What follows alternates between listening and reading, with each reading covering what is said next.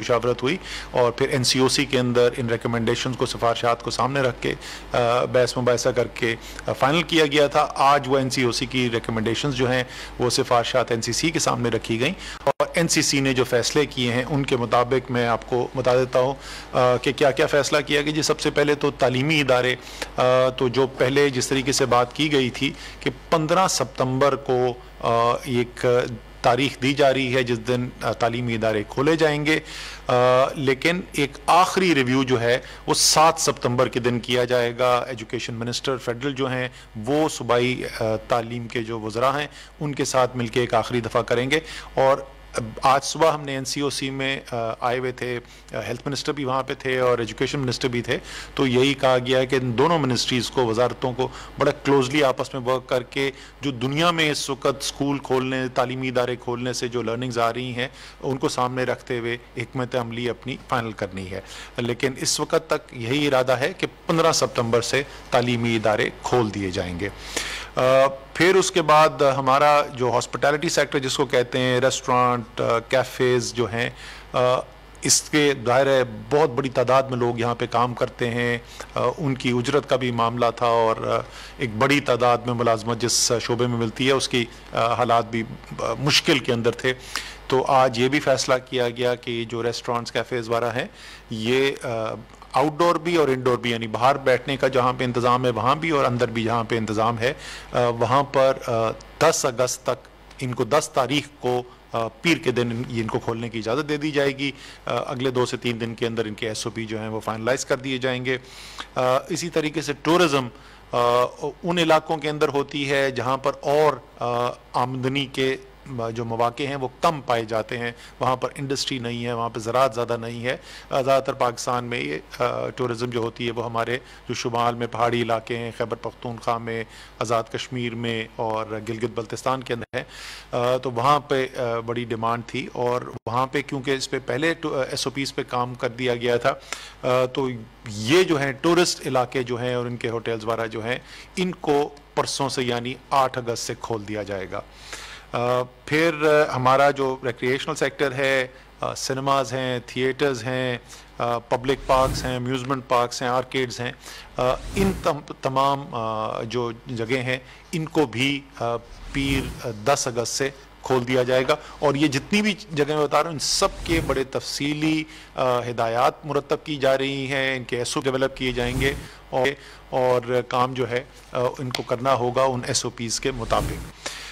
खेलों का नौजवानों को एक बड़ी ज़ाहिर है इस बात की भी परेशानी है कि उनको खेलों का जो मौके हैं उसके अंदर कतगन है। तो जो नॉन कॉन्टैक्ट स्पोर्ट्स यानी जिसमें जिस्मानी टकराव नहीं होता, यानी जिस्मानी टकराव वाली कैसी कौन सी हैं जी, कबड्डी है, कुश्ती है, रग्बी है, बॉक्सिंग है, इस किस्म की स्पोर्ट्स के अलावा जो बाकी स्पोर्ट्स जो हैं उनकी इजाज़त दे दी जा रही है। इवेंट्स भी ऑर्गेनाइज़ किए जा सकते हैं लेकिन ऑडियंस के बग़ैर।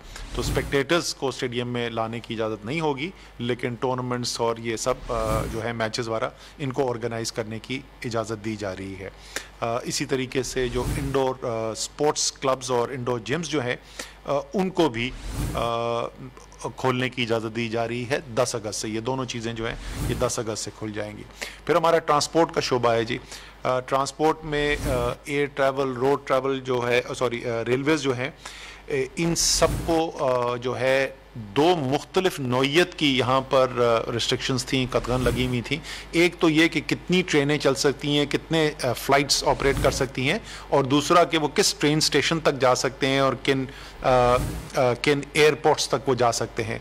तो ये जो कतगन है ये ख़त्म की जा रही है, यानी एयरलाइंस और रेलवे जो है वो फ्री होगी, किसी भी रेल स्टेशन पे वो अपनी गाड़ियाँ ले जा सकते हैं और जो उनकी नॉर्मल जितनी भी ट्रेन्स हैं, रेल कार्स हैं, रेल गाड़ियाँ हैं, वो उनको चला सकते हैं। इसी तरीके से एयरलाइंस जो हैं वो तमाम अपनी फ़्लाइट्स जो हैं वो अपनी कमर्शियल नीड्स के मुताबिक ऑपरेट कर सकते हैं, उसके ऊपर कोई पाबंदी नहीं होगी और किसी भी एयरपोर्ट पे भी वो फ़्लाइट्स ले जा सकते हैं।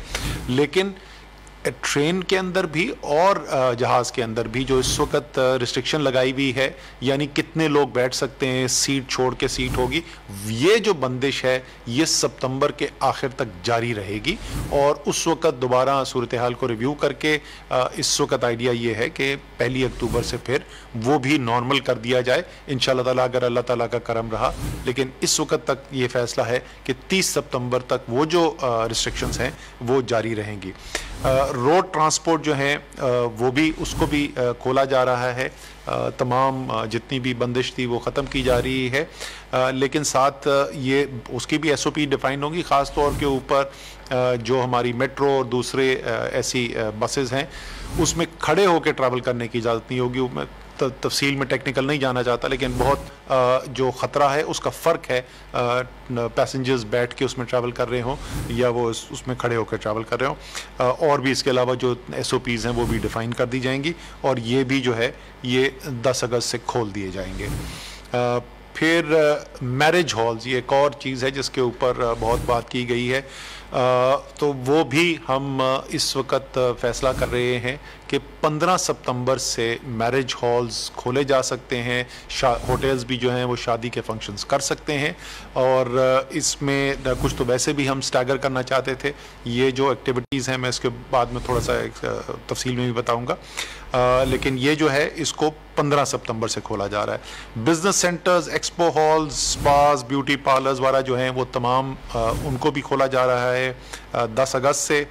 जो हमारे मज़ार हैं बुज़ुर्गों के, हमारी जो हस्तियां हैं जिनके पास लोग अकीदत के लिए, हाज़री के लिए जाते हैं, दुआ के लिए जाते हैं, उनको भी तमाम को ऑपरेट करने की इजाज़त दी जा रही है, खोला जा रहा है।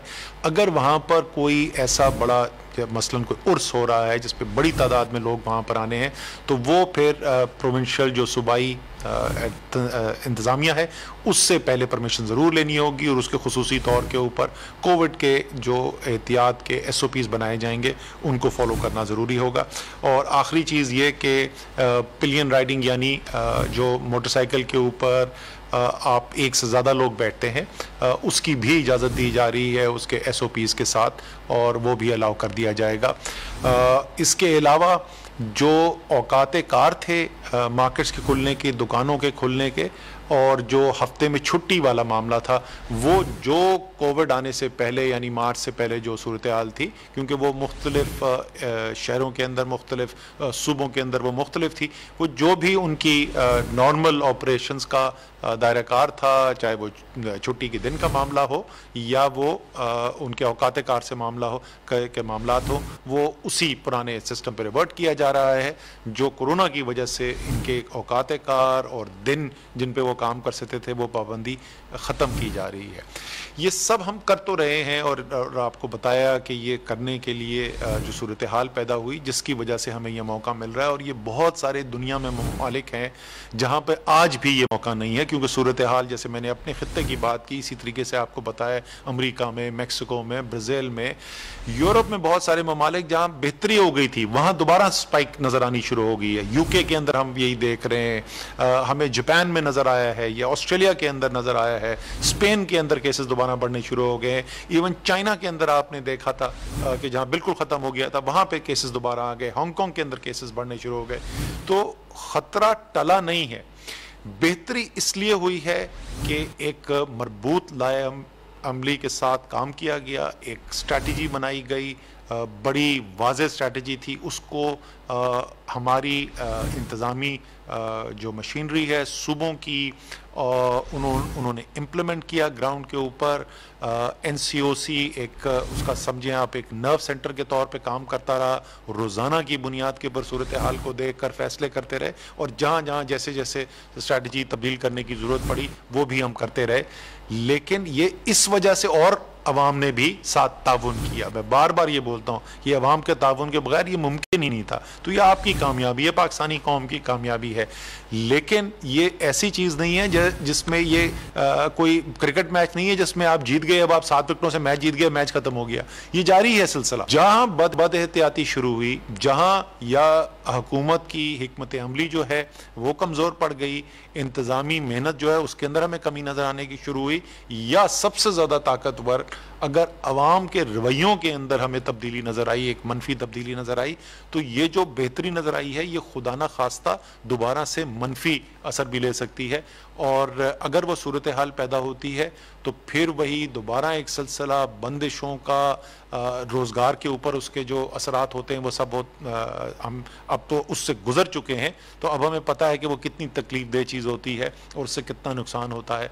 तो इस अपील के साथ ये NCC ये फैसले कर रही है और इस इदराक के साथ ये फैसले कर रही है कि ये जो सेक्टर्स जो बाय डेफिनेशन ज़ाहिर है ये सबसे ज़्यादा ख़तरा रखते थे, ये वो एक्टिविटीज़ हैं, ये वो सेक्टर्स हैं जिनको हम आज खोलने का ऐलान कर रहे हैं, आज से लेके अगले 4 से 6 हफ्ते के अंदर जो खुलेंगे, ये वो हैं जिनके अंदर सबसे ज़्यादा ख़तरा मौजूद है। इसीलिए ये सबसे आखिर में फ़ैसले किए जा रहे हैं। इसलिए मैं फिर एक दफ़ा दोबारा अपील करता हूँ कि आपने अब पहले से ज़्यादा एहतियात करनी है। अब तो हमें तजुर्बा भी हो गया, अब तो हम सीख भी गए हैं। मैं सच्ची बात बताऊं, मैं तो ये मास्क पहले पहनता था, मुझे आधे घंटे के अंदर ऐसा लगता था क्योंकि मेरा सांस रुक रहा है। अब मैं दिन में 8-8, 10-10 घंटे ये मास्क पहन के बैठा रहता हूँ, क्योंकि हमारी तो मीटिंग्स वगैरह चल रही होती हैं, बंद कमरों के होते हैं। तो अब तो हमारे लिए ये ज़्यादा मुमकिन होना चाहिए कि हम इस पर कर सकें। आखिरी चीज़ जिसका मैं जिक्र करूँगा, आगे 14 अगस्त आ रही है, उसके लिए भी खुसूसी हमारे इंतज़ामात हो रहे हैं, अहकामात, गाइडलाइंस इशू की जा रही हैं कि किस तरीके से आज़ादी का दिन है। ज़ाहिर है हर पाकिस्तानी की ख्वाहिश होती है कि उसको पुरजोश तरीके से मनाए। हम इस 14 अगस्त को मनाना भी चाहते हैं और अपने दिल के मुताबिक मनाना भी चाहते हैं, लेकिन साथ साथ क्योंकि ये ख़तरा भी चल रहा है तो उसको हमने सामने रखते हुए कैसे करना है। और उसके बाद आगे आ रहा है मुहर्रम, उसके ऊपर तो ख़ास तौर पे हम उलमा के साथ मिल के उसकी SOPs भी बनाई जा चुकी हैं मुशावरत के बाद। और जैसे जैसे हम मुहर्रम के करीब आएंगे तो आप देखेंगे कि इंशाअल्लाह ताला मीडिया के ऊपर भी और इन तमाम चीज़ों की जो मालूमात हैं, जो गाइडलाइंस हैं, उसको आवाम तक पहुंचाने का भी भरपूर तरीके से काम किया जाएगा। तो आखिर में एक दफ़ा फिर मैं ख़त्म करता हूँ, इख्तिताम करता हूँ आप सबसे शुक्रिया के साथ। इस वक्त दुनिया जो है, मैं दोबारा रिपीट करूंगा, दुनिया देख रही है पाकिस्तान को, दुनिया कह रही है कि जो पाकिस्तान के अंदर हुआ वो वाकई एक ऐसी चीज़ है जिससे दुनिया सबक हासिल कर सकती है। और ये सब इसलिए मुमकिन हुआ कि इस कामयाबी के जो हीरो हैं वो पाकिस्तान के अवाम हैं, वो आप हैं। पाकिस्तान जिंदाबाद।